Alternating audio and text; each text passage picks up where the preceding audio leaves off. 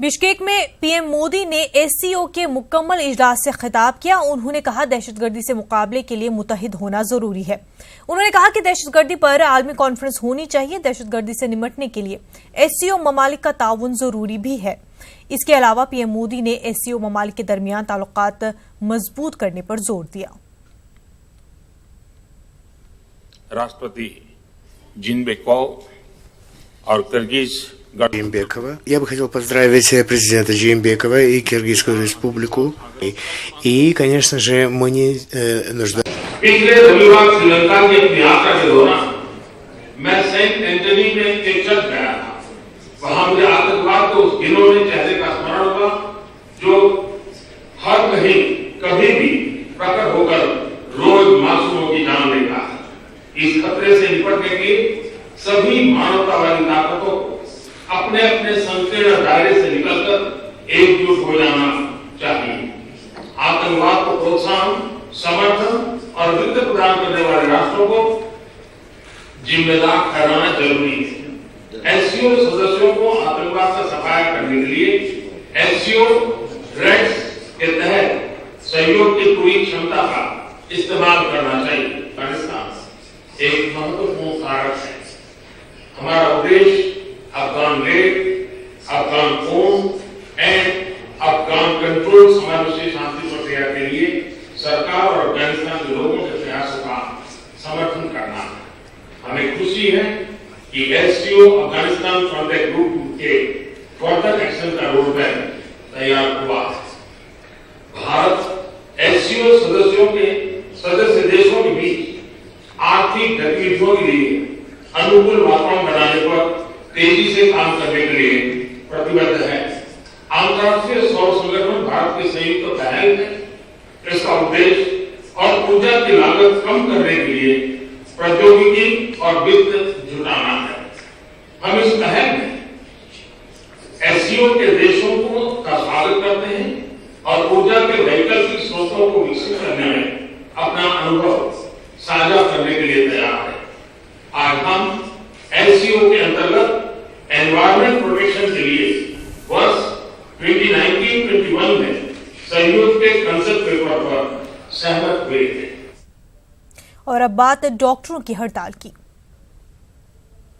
मगरबी बंगाल समेत मुल्क के मुख्तलिफ रियासतों में डॉक्टर एहतजाज कर रहे हैं। हम आपको टीवी स्क्रीन पर 5 तस्वीरें दिखा रहे हैं जिनमें बंगाल, बिहार, दिल्ली, राजस्थान और हैदराबाद में डॉक्टर एहतजाज कर रहे हैं। डॉक्टरों ने यौम सियाह मनाने का ऐलान किया है। काली पट्टी बांधकर डॉक्टर एहतजाज कर रहे हैं। उधर मगरबी बंगाल, हैदराबाद और कई दीगर रियासतों में डॉक्टरों की पिटाई का असर देखा जा रहा है। बिहार में जूनियर डॉक्टर आज हड़ताल पर है। इमरजेंसी और आईसीयू छोड़कर सभी खिदमात ठप है।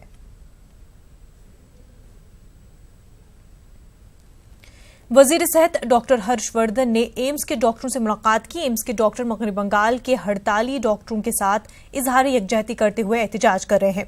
डॉक्टर हर्षवर्धन ने उन्हें इस मामले में हर तरह की मदद की यकीन दहानी कराई है। डॉक्टर हर्षवर्धन ने कहा कि डॉक्टरों की हर मुमकिन मदद की जाएगी और आइंदा इस तरह के वाकयात पेश नहीं हो उसको यकीनी बनाया जाएगा।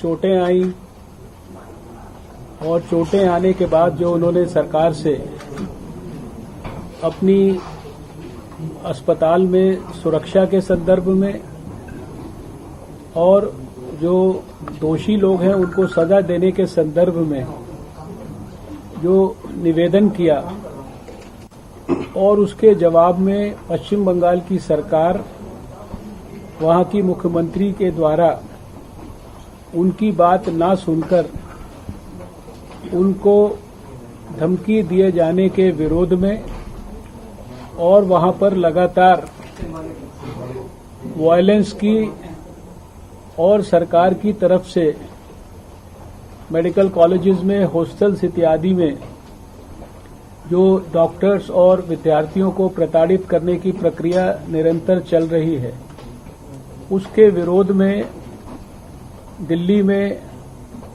ऑल इंडिया इंस्टीट्यूट में और दूसरे हमारे अस्पतालों में आज डॉक्टरों ने रोष प्रकट करते हुए हड़ताल की। अभी वो मुझे मिलने आए हैं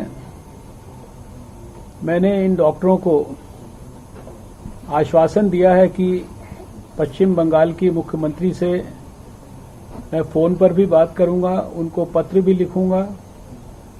देश के सभी मुख्यमंत्रियों को और स्वास्थ्य मंत्रियों को भी पत्र लिखूंगा और उन सब से ये अपील करूंगा कि देश के सभी हेल्थ इंस्टीट्यूशंस में, अस्पतालों में मरीजों के बीच में, स्वास्थ्य कर्मियों के बीच में, डॉक्टरों के बीच में एक प्रेम और सौहार्द का वातावरण बना रहे, इसके लिए सभी लोग गंभीरता से, ईमानदारी से और संवेदनशील भाव से प्रयास करें।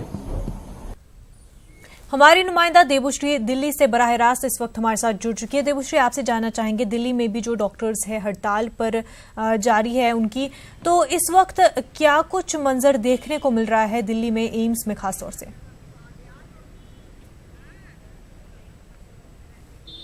देखिए, दिल्ली एम्स में एक तरफ जहां एम्स की बाहरी हिस्से में हमने देखा था सुबह से कतार है वहां पे मरीजों का, वो आज नदारद है इलाज से। कोई मध्य प्रदेश से आया हुआ है, कोई उत्तर प्रदेश से आए हुए हैं, कोई बिहार से आए हुए हैं और उन लोगों का कहना है कि हम ऐसे ही रहेंगे अगले दिनों तक जब तक कि अगली तारीख न मिल जाए। वहीं दूसरी तरफ एम्स के पीछे के हिस्से में एडमिनिस्ट्रेटिव ब्लॉक में वहां पे डॉक्टर्स हैं जो हड़ताल पे हैं। जितने भी रेसिडेंस डॉक्टर हैं, सीनियर जूनियर, वो सारे एडमिनिस्ट्रेटिव ब्लॉक में बैठे हुए हैं, दोपहर से साइलेंटली बैठे हुए हैं और उनका कहना है कि हम दिन भर ऐसे ही बिताएंगे। जब उनसे पूछा गया कि मरीज जो हैं वो नदारद हैं आज इलाज से, तो उन्होंने कहा कि एम्स में ऐसी भीड़ होती रहती है पर हमारी सेफ्टी भी सबसे बड़ी जरूरी है। और वही अगर बात करें, वही एम्स से एक टीम रेसिडेंट डॉक्टर्स का हर्षवर्धन जी से गए हैं मिलने, मुलाकात हुई है और एक बात जो सामने आई है कि अब एम्स में सिर्फ एक दिन की हड़ताल नहीं, अब इन लोगों का, रेसिडेंट डॉक्टर्स का कहना है कि हमारी जो सेफ्टी है वो भी मंत्रालय से देखे कि डॉक्टर्स को सेफ रहे। डॉक्टर्स आगे अगर कोई ऐसी घटना होती है जहां पे डॉक्टर्स पिटते हैं या फिर बात ज्यादा सीरियस हो जाती है तो वहां पर भी कुछ ऐसे कानून ऐसे बने ताकि वो गाइडलाइंस बना रहे, साथ ही साथ मुआवजा मिले डॉक्टर्स को। ये सारे डिमांड्स है एम्स के रेसिडेंट डॉक्टर के तरफ से और यही सारा डिमांड हर्षवर्धन जी के सामने, जो हेल्थ मिनिस्टर, उनके सामने रखे हैं। और अब देखना होगा कि हेल्थ मिनिस्टर के तरफ से और हेल्थ मिनिस्ट्री के तरफ से क्या कदम उठाए जाते हैं। लेकिन इसी बीच में हर्षवर्धन जी का कहना है कि वो बंगाल में, जहां से ये सारी चीजें, जहां से शुरुआत हुई है, वही बंगाल के मुख्यमंत्री ममता बनर्जी से वो संपर्क में है, वो वहां चिट्ठी लिख रहे हैं वहां के हालात के बारे में और डॉक्टर्स के साथ जो कुछ भी हो रहा है उन्हें वो दुर्भाग्यपूर्ण बता रहे हैं। जी बिल्कुल देबुश्री, और इंतजामिया की जानिब से इस पूरे मामले को लेकर के अभी कोई बयान सामने आया है?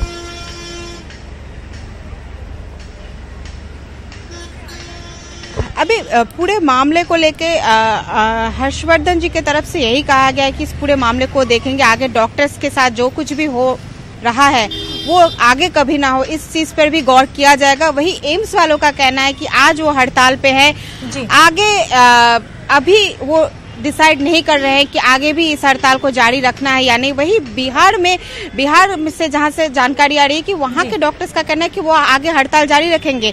तो बिहार से भी बात संपर्क में है हर्षवर्धन, वो चाह रहे हैं कि वहां कोई ऐसी हड़ताल आगे जारी ना हो ताकि जिससे कि मरीजों के इलाज पे असर पड़े। लेकिन एक बात तय है, एक बात साफ है, ये एक अजीब सी हालत है जहां पे डॉक्टर्स खुद सफर कर रहे हैं, जहां पे मरीज है, पेशेंट है, वो भी सफर कर रहे हैं। तो कहा जा सकता है कि दोनों पक्ष जो अपने अपने पक्ष रख रहे हैं, दोनों पक्ष के हिसाब से वो सही हैं, पर सफर दोनों कर रहे हैं। बिल्कुल देबुश्री, सफर दोनों ही कर रहे हैं, लेकिन अगर ये हड़ताल इसी तरह जारी रही और डॉक्टर जो है वो अपनी हड़ताल से नहीं हटे तो मरीजों को कितनी दिक्कतों का सामना होगा?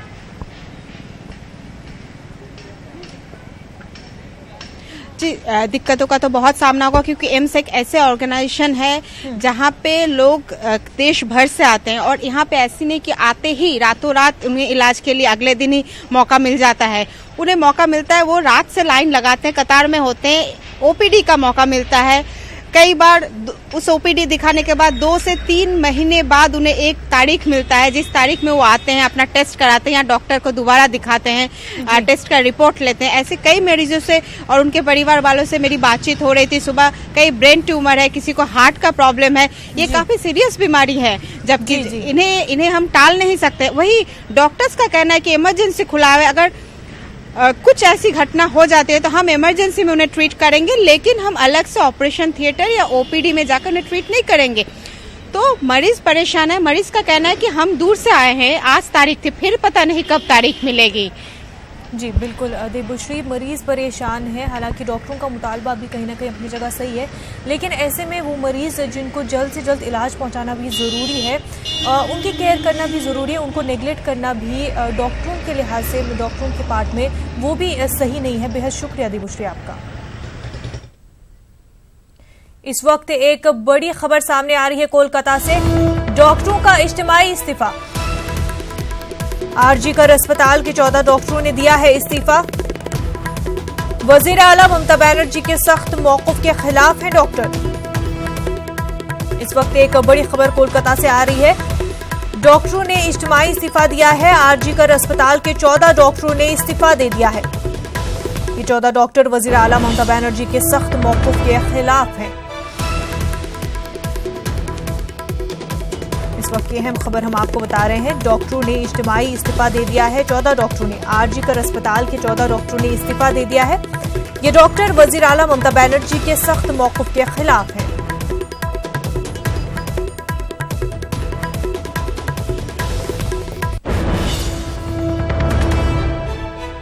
आरजीकर अस्पताल के 14 डॉक्टरों ने इस्तीफा दे दिया है। ये इस्तीफे की वजह वजीर आला ममता बनर्जी के सख्त मौक़िफ़ में है।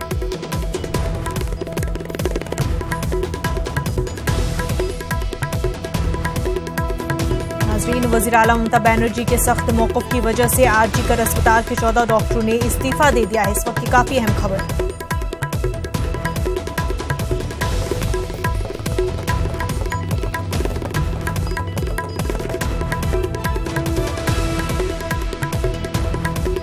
काफी अरसे से डॉक्टरों का एहतजाज जारी है कोलकाता और दीगर रियासतों में। ऐसे में आरजीकर अस्पताल के 14 डॉक्टरों ने वजीर आला ममता बनर्जी के सख्त मौक़िफ़ के खिलाफ इस्तीफा दे दिया है।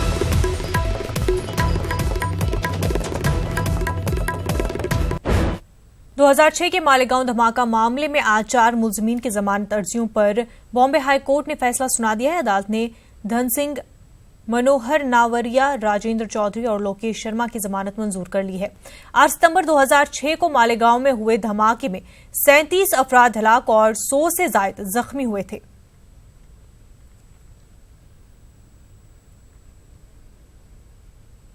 वजीर आजम मोदी के दोबारा इक़्तिदार संभालते ही लोगों की उम्मीदें और बढ़ गई हैं। सस्ता घर, 24 घंटे बिजली और पानी मिलने की उम्मीदें बढ़ गई हैं। ऐसे में महाराष्ट्र में भी लोगों को सस्ते घर मुहैया कराने के लिए काम किया जा रहा है।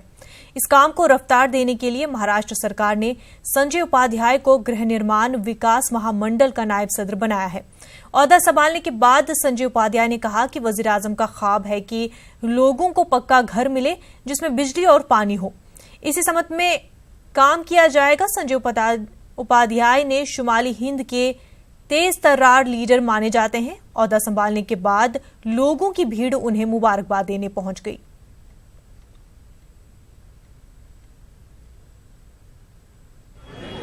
अपने जीवन में एक घर बने, यह मनुष्य का सबसे बड़ा सपना होता है और प्रधानमंत्री नरेंद्र मोदी और हमारे मुख्यमंत्री देवेंद्र फडणवीस जी, इनके कारण देश के करोड़ों गरीबों का घर, केवल घर नहीं तो पक्का घर के अंदर शौचालय और उज्ज्वला योजना के माध्यम से गैस का कनेक्शन और 24 घंटे बिजली, यह सपना पूरा हो रहा है। इस सपने के कारण देश में इतना बड़ा गरीबों का आशीर्वाद मोदी जी को मिला। अब चुनौती महाराष्ट्र की है। महाराष्ट्र में भी महाराष्ट्र की जनता देवेंद्र जी के साथ होगी, ऐसा मुझको पूरा विश्वास है। और यह घर 2022 तक, हम आज संकल्प लेते हैं कि 2022 तक 20 लाख पक्के घर बनाने का जो इस महामंडल का संकल्प है, हम पूरा करेंगे। मुश्तरका रियासत के गवर्नर ESL नरसिम्हन ने अमरावती में आंध्र प्रदेश असेंबली और कानून साज काउंसिल के मुश्तरका इजलास से खिताब किया। अपने खिताब के दौरान गवर्नर ने कहा कि रियासत की तकसीम के कानून पर अमलावरी के साथ साथ पोलावरम प्रोजेक्ट की तामीर आइंदा 5 सालों के दौरान गरीबों के लिए 25 लाख मकाना तामीर किए जाएंगे। इसके अलावा गवर्नर ने हुकूमत की पॉलिसियों का भी ऐलान किया। It is time for the new government to focus on the immediate concerns, some of which are a consequence of the state bifurcation and rest are consequences of inept handling of challenges emerged post-bifurcation. My government is committed to uplift the downtrodden and the deprived through a corruption-free and inclusive governance. My government will take the path of saturation laid down by the late Dr. Y.S. Rajashekar Reddy Garu while dispensing welfare measures to the eligible without any bearing relating to caste, color, creed or political affiliation. This will ensure doing away with discretionary power, a perceived source of corruption. Telangana में मजीद 2 दिनों तक गर्मी की लहर बरकरार रहेगी। महकमा मौसमियात की पेशगोई के मुताबिक तेलंगाना में मानसून की आमद के लिए मजीद चंद दिन दरकार है। आइंदा 24 घंटों के दौरान शदीद गर्मी की पेश पड़ सकती है। महकमा मौसमियात का कहना है कि 19 जून को मानसून तेलंगाना में दस्तक दे सकता है। उसके बाद रियासत भर में बारिश होगी।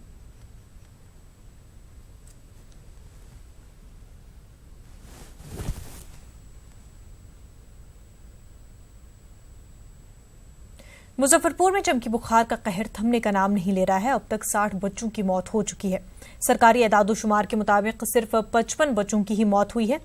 24 घंटों के दौरान 8 और बच्चों की अमवात हुई है, जबकि 23 नए बीमार बच्चे अस्पताल में दाखिल किए गए हैं। 24 घंटों में 30 बच्चों को अस्पताल से छुट्टी भी दे दी गई है।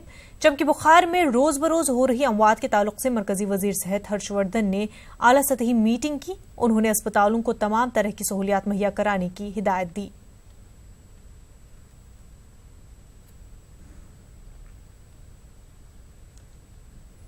आज दुनियाए इस्लाम की अजीम इल्मी और रूहानी शख्सियत आला हजरत इमाम अहमद रजा खां बरेलवी का यौम विलादत है। हुस्ने इत्तेफाक ये है कि हजरत अहमद रजा खां शवाल की 10 तारीख को पैदा हुए थे तो वो 14 थी, और आज भी वही 10 शवाल है और जून की 14 तारीख है। पेश है आला हजरत की शख्सियत और खिदमात पर यह खास रिपोर्ट। इमाम अहमद रजा खां कादरी बरेलवी की विलादत रियासत उत्तर प्रदेश के कदीम शहर बरेली के मोहल्ला जसौली में 10 शवाल 1272 हिजरी यानी 14 जून 1856 ईस्वी को हुई थी। वो एक अहदसाज मजहबी और रूहानी रहनुमा होने के साथ साथ उर्दू अदब के दिलदादा और आला मर्तबत शायर भी थे। खास तौर से उनके नाते आज भी सुनने वालों के दिल इश्क़ रसूल मकबूल से रोशन कर देती हैं। आपकी इब्तिदाई दीनी तालीम घर पर ही आपके वालिद मौलवी नकी खां साहब के ज़ेरे साया हुई थी। वालिद से आपने तफसीर, फ़िक़्ह, हदीस, उसूल हदीस, रियाजी, मंतिक, मनाजरा, नुजूम वगैरह पढ़े। इमाम अहमद रजा खां बचपन से ही बेहद ज़हीन थे। 4 बरस की नन्ही सी उम्र में उन्होंने कुरान पाक पूरा पढ़ लिया था और 6 साल की उम्र में ईद मिलादुन नबी के मौके पर बरसरे मेंबर जिक्र मिलाद शरीफ पढ़कर दाद पाई थी। दीनी उलूम और दीगर फ़नून के आला तालीम हासिल करने के बाद आप 2 मरतबा हज बैतुल्लाह से मुशर्रफ हुए।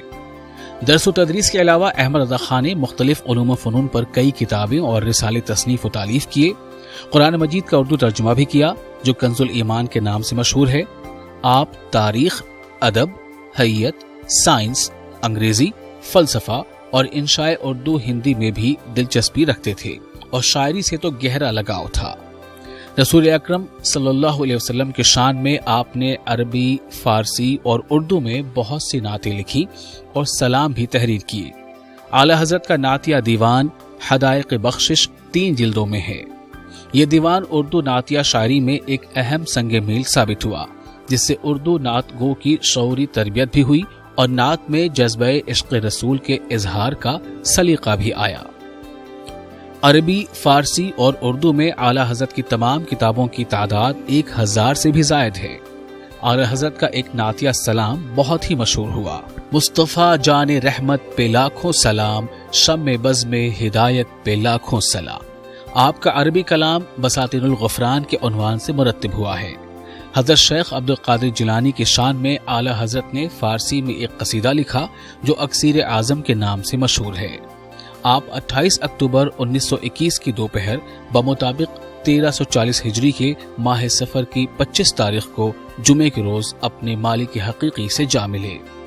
आला हजरत का मजार पुराने बरेली शरीफ में आज भी ज़ियारतगाह खास व आम बना हुआ है, जहां हर बरस 25 सफर को आला हजरत का उर्स मनाया जाता है, जिसमें दुनिया भर से आपके अकीदतमंद हिस्सा लेते हैं। Bureau report, news 18 Urdu.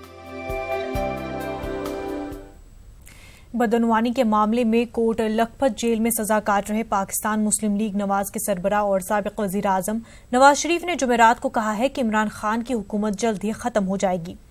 जुमेरात को नवाज शरीफ ने कहा कि वो कोई पेशनगोई करने वाले तो नहीं है, लेकिन वो जानते हैं कि इमरान खान की हुकूमत का गिरना तय है। उन्होंने कहा कि इमरान खान की बहन अलीमा खान के खिलाफ पुख्ता इल्जाम है। साबिक वजीर आजम नवाज शरीफ ने कहा कि हम अवाम की हिमायत से इक़्तिदार में आए थे और इमरान खान के पास अवामी हिमायत नहीं है। नवाज शरीफ ने कहा कि हुकूमत बगैर किसी सबूत के सियासतदानों को जेल में डाल रही है।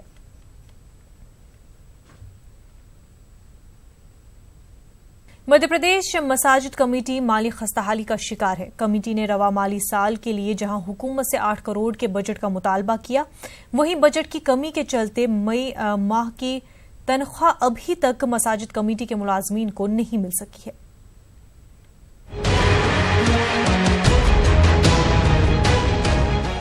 मध्य प्रदेश में मसाजिद कमेटी के तहत आइम्मा व मुअज्जिनीन को बमुश्किल 1500 से 1900 रुपए माहाना ही अदा किए जा रहे हैं। वो भी ये कलील रकम पाबंदी के साथ अदा नहीं की जा रही है। साबिका हुकूमत में मई 1993 के सुप्रीम कोर्ट के फैसले का निफाज करने को लेकर तहरीक चलाई गई, लेकिन हुकूमत की जानिब से सुप्रीम कोर्ट के अहकामात का निफाज नहीं हो सका। मौजूदा कमेटी ने एक बार फिर न सिर्फ हुकूमत से बजट में इजाफे का मुतालबा किया है, बल्कि सुप्रीम कोर्ट के अहकाम के निफाज की बात भी कर रही है।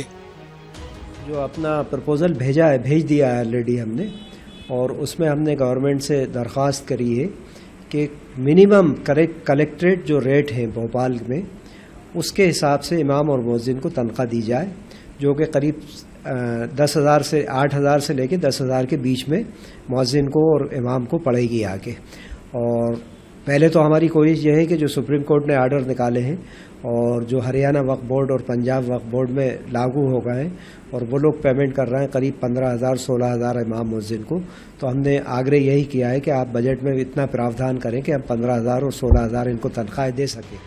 मसाजिद कमेटी के तहत 570 मसाजिद के आइम्मा व मुअज्जिनीन की तनख्वाहों के साथ दारुल अफ्ता, मसाजिद कमेटी के स्टाफ और मसाजिद कमेटी के तहत चलने वाले स्कूल के असातिज़ा और दीगर स्टाफ को तनख्वाहें अदा करना होता है, लेकिन बजट की कमी के चलते किसी तरह आइम्मा व मुअज्जिनीन की तनख्वाह तो अदा की गई, लेकिन स्टाफ को तनख्वाह अदा नहीं की जा सकी। जी हाँ, मई की तनख्वाह हमारी इमाम मुअज्जिन की चली गई है और स्टाफ की अभी नहीं गई है, स्टाफ की बन रही है और बजट आने का भी इंतजार है हमें। मध्य प्रदेश असेंबली का मानसून इजलास 8 जुलाई से शुरू होगा और कमेटी के जरिए आइम्मा व मुअज्जिनीन की तनख्वाहों को लेकर हुकूमत को जो बजट प्रपोजल भेजा गया है, अगर असेंबली सेशन में इसको मंजूरी मिल जाती है तो सूबे के आइम्मा व मुअज्जिनीन के लिए राहत की खबर होगी। न्यूज़ 18 उर्दू के लिए भोपाल से महताब आलम की रिपोर्ट।